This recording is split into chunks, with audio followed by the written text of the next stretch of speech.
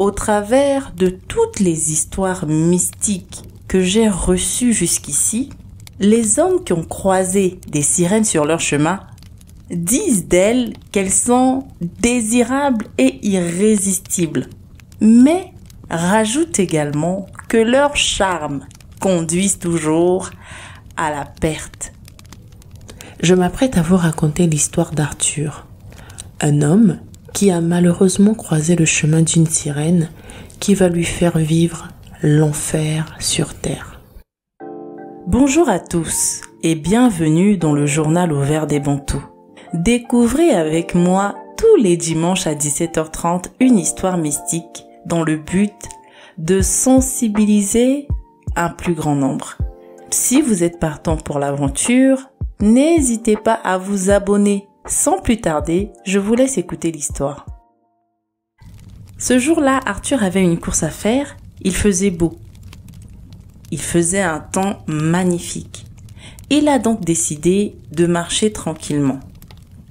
À un moment sur son chemin, Arthur, qui marchait avec empressement, vit une belle jeune femme, teint couleur marron placard, cheveux longs, grands beaux yeux, avec une silhouette en forme d'une bouteille de Coca-Cola. Cette dernière s'approcha de lui et l'aborda. Elle n'arrêtait pas de sourire et de le regarder droit dans les yeux. Le langage corporel de cette dernière démontrait clairement son intérêt pour Arthur. « Que tu es grand et beau. Comment t'appelles-tu ?»« Je m'appelle Arthur. » répondit-il. « Ah bon ?» dit cette dernière. « Tu m'as l'air pressé. »« Oh que oui, j'ai une course à faire avant midi. » répondit Arthur. « Crois-tu qu'on pourrait échanger nos numéros ? Je ne vis pas à Brazzaville. Je suis de Pointe-Noire et je rentre ce week-end. On pourrait garder contact pour faire plus en plus connaissance. »« D'accord, » répondit Arthur. Ils échangèrent alors sans hésitation leur numéro de téléphone. Si seulement ils savaient que la personne qu'il avait en face n'était pas qui il pensait qu'elle était. Ils échangèrent alors sans hésitation leur numéro de téléphone. Arthur continua sa route et cette jeune dame également. On va la nommer Bitezo. Bitezo qui signifie dans ma langue maternelle comportement. Ils ont ensuite commencé à échanger de temps en temps. Un jour, Arthur, qui commençait à s'attacher à Bitezo, pensa fortement à elle durant toute la nuit. Puis, le lendemain, alors qu'il sortait pour vaquer à ses occupations, il rencontra Bitezo au centre-ville. « Je suis arrivée ce matin, dit-elle. Je voulais te faire la surprise. » Mais ce n'était pas la première fois que dès qu'il pensait à Bitezo, cette dernière apparaissait quelques heures après. Étant donné qu'elle vivait soi-disant à Pointe-Noire, il était tout de même surpris à chaque fois de croiser son chemin dès qu'il pensait à elle. Arthur commençait à trouver de l'argent ici et là chez lui. Rien d'alarmant jusque-là. D'ailleurs, peu de personnes s'inquiètent du fait de trouver de l'argent chez eux. Quelques billets sur la commode, dans un pantalon ou encore dans son sac. Il n'y a rien d'anormal. Mais ce qui va attirer son attention et commencer à l'inquiéter, c'est le fait d'avoir très fréquemment des couches de nuit au point de se réveiller mouillé et fatigué. Fatigué avec des courbatures de surcroît. Les couches de nuit sont définies comme étant des rapports sexuels que l'homme ou la femme entretient ou subit pendant son sommeil. Arthur dormait seul dans sa chambre et vivait seul également. Donc, forcément, cela a commencé à l'inquiéter car les couches de nuit ont des conséquences très néfastes sur la vie de la personne qui les subit. Je vais sonner la cloche et attirer l'attention des personnes qui m'écoutent. Lorsque vous faites des rêves ou vous êtes en train de faire des rapports intimes avec une personne que vous aimez bien, peut-être votre voisin, peut-être même votre mari, votre femme ou je ne sais qui.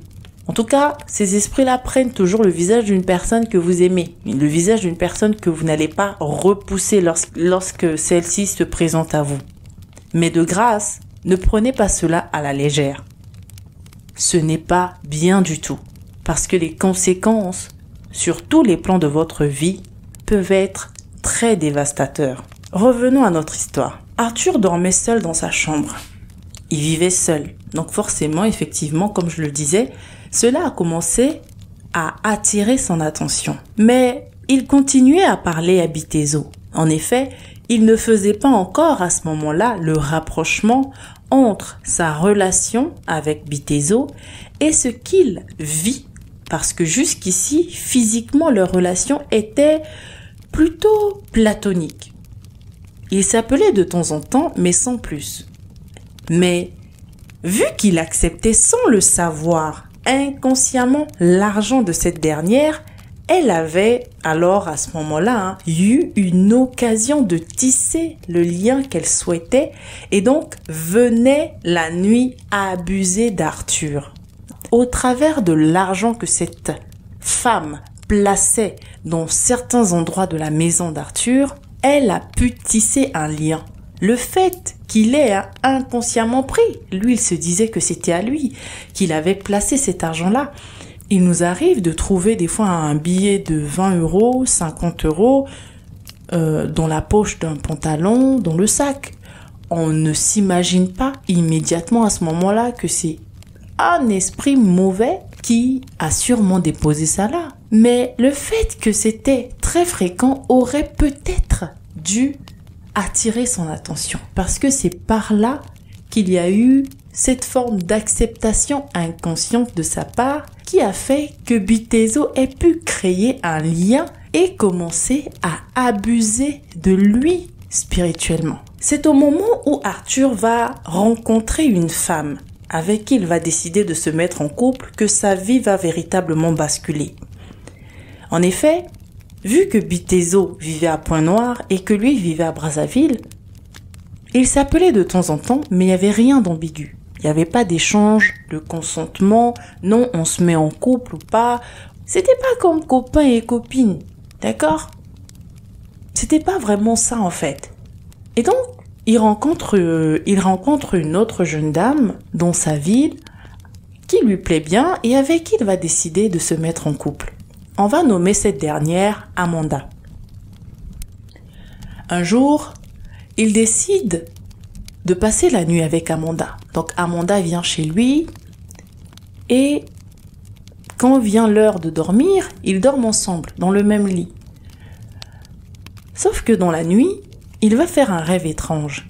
Il va faire un rêve dans lequel il va voir Bitezot. Sauf que là, Bitezot n'a plus de pieds. Bitezot a une queue de poisson. Elle n'était plus si belle que ça, mais elle était affreuse. Et surtout, elle était très en colère. Elle a crié, hurlé et commencé à menacer Arthur. Elle lui dit: tu dois sortir cette femme de cette maison, sinon je te promets qu'elle ne va pas sortir de cette maison vivante. Il se réveille terrifié, tremblant. Il n'a même pas le temps de sortir des vagues du sommeil qu'il reçoit un appel. Il regarde le numéro, c'est Bitezot qui l'appelle. Il regarde l'heure, 3h50. On a beau être potes, on a beau s'appeler, on a beau rire, mais on s'est jamais appelé à cette heure. Donc là, il se dit, il a peur. Mais il prend son courage à deux mains et il décroche quand même le téléphone. Il décroche le téléphone, il n'a même pas eu le temps de dire allô que la meuf a commencé à râler, à gueuler, à l'insulter. Comment tu peux faire ça? Et tout et tout. Tu dois sortir cette femme de là. Oh, c'est-à-dire que ce qu'elle disait dans le rêve, là c'était réel. Et là, Arthur a eu la confirmation que ce n'était pas un rêve qu'il faisait. Il a raccroché. Il a tout de suite réveillé Amanda. De base, il est parti remuer Amanda pour voir si elle était toujours en vie. Et Amanda se réveille. Qu'est-ce qu'il y a? Il dit calmement à Amanda, tu dois rentrer chez toi. S'il te plaît, je vais t'expliquer après, mais rentre chez toi. Oh, 4h du matin. Je viens dormir chez toi, toi tu me mets à la porte. Amanda, très en colère, dépitée, elle rassemble ses affaires. Elle prend la clé de sa voiture, elle s'en va. Heureusement pour elle qu'elle était véhiculée. Dès qu'elle part, Arthur prend le téléphone et appelle sa mère. Il n'a même pas eu le temps de tout expliquer à sa mère. Sa mère lui dit « Hé, attends-moi, j'arrive. » Sa maman débarque. Et donc, il explique tout à sa maman. Il explique tout à sa maman, il lui dit, maman, ces derniers jours, je n'arrête pas d'avoir des couches de nuit. Au point où je me réveille mouillée et avec des courbatures. Et en plus de ça, je ne te cache pas que depuis un moment, je ne galère pas comme d'habitude. C'est vrai que je travaille, je suis posée et tout. Je retrouvais des sommes d'argent partout dans la maison. Je peux ouvrir mon armoire et je retrouve des fois 100 ou 200 000. Il se retrouvait tout le temps avec des sommes comme ça, ici et là, dans la semaine. Il pouvait rassembler tout ça, ça pouvait lui faire 500 000 cadeaux comme ça. Donc, il explique à sa maman, il se dit, bon, au départ, vu que ça avait du bon, ça avait de bons avantages, j'ai pas trouvé utile d'en parler. Mais sauf que là, c'est vrai que quand j'ai commencé à vivre toutes ces choses, c'était au moment où cette femme-là est rentrée dans ma vie. Et là, parce que j'ai invité Amanda à dormir à la maison, sa maman qui demande, mais elle est où? Donc à ce moment-là, il lui dit, mais attends, Bitezo m'a appelé et m'a dit de mettre Amanda dehors, sinon elle n'allait pas sortir d'ici vivante. Donc je lui ai demandé de rentrer chez elle. Sa maman qui lui dit, mais attends, on va pas rester là, continuer à bavarder. Viens, on va aller voir le prêtre. Donc les deux descendent, ils se dirigent vers la voiture pour aller voir le prêtre et entendent un bruit assourdissant. Les 4 pneus de la voiture venaient d'exploser là sous leurs yeux. Elle tourne vers son fils comme ça. Elle voit son fils qui pointe du doigt vers un coin de la maison. Elle dit, mais qu'est-ce qu'il y a? Arthur qui dit, elle est là. Elle est là. Elle est venue me chercher. Ouh! Je ne sais pas comment sa maman a gardé son sang-froid. Elle est sortie de la maison. Il était déjà dans les 6h30, 7h. Elle est sortie de la maison. Elle a appelé un taxi. Elle a pris son fils. Elle a mis son fils dans le taxi. Ils sont partis à l'église. Oh non! J'ai aimé le courage de cette femme, de cette mère. J'ai aimé comment elle est intervenue, comment elle n'a pas fait dormir les choses. Vous savez, aujourd'hui, il y a beaucoup de gens qui n'ont pas survécu, parce que lorsqu'ils racontaient des choses, on ne les a pas pris au sérieux. J'ai tellement aimé sa réaction. Il y a des choses qui vous arrivent, si vous ne vous levez pas tout d'un coup pour chercher la solution immédiatement, ça peut prendre une ampleur que vous ne pouvez même pas imaginer. Donc ils sont partis, ils sont arrivés à l'église. Ils descendent, ils courent vers le prêtre.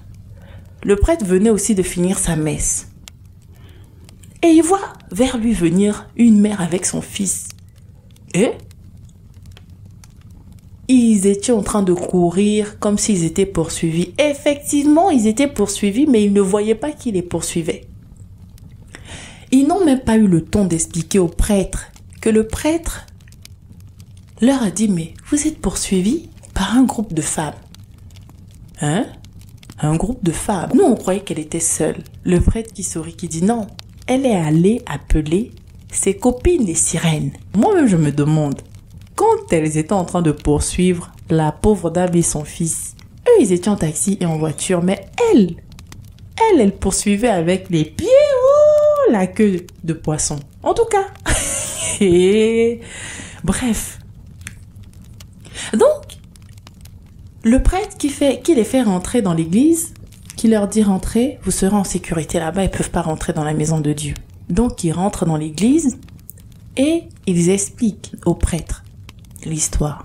Le prêtre qui décide alors de garder Arthur avec lui et demande à la maman de rentrer. La même nuit, la maman d'Arthur va faire un rêve. Je ne sais pas où elle a trouvé le courage même de sortir de l'église et de partir. Moi, j'allais dire au prêtre, si vous voulez, je vais balayer l'église demain matin, toute la semaine, mais laissez-moi dormir ici. Même là, dans un coin seulement. Qui va avoir le courage de sortir? En tout cas, elle a eu le courage, elle est sortie, elle est rentrée chez elle. Mais quand elle est rentrée, elle a fait un rêve. Elle fait un rêve où Bitezo est en train de lui dire « Maman, belle-mère, tu as eu à faire un accident dans le passé. Ce qui a fait que tu as un pied que tu tires. C'est-à-dire que quand elle marche, la dame, quand elle marche, elle tire le pied.